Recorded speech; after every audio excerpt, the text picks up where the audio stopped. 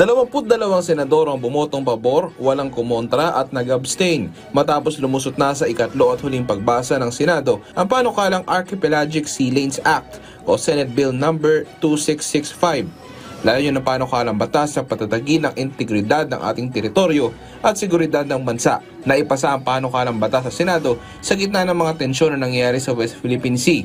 Maritime Defense Strategy, the clear demarcation of sea lanes strengthens our national defense by enabling better surveillance and patrol operations within our territorial waters. Ayon kay Senate Majority Leader Francis Tolentino, sa pamamagitan ng panukalang batas, mas mareregulate natin ang galaw ng international maritime traffic sa karagatang sakop ng bansa. Mapipigilan din daw ang hindi otorisadong pagpasok ng mga dayuhan sa ating teritoryo at masisiguro na ang mga dumaraang barko ay nakaangkla sa ating batas at regulasyon. This act will reinforce our sovereignty by establishing our authority over the archipelagic waters and ensuring that any passage through these waters is consistent with our national interest.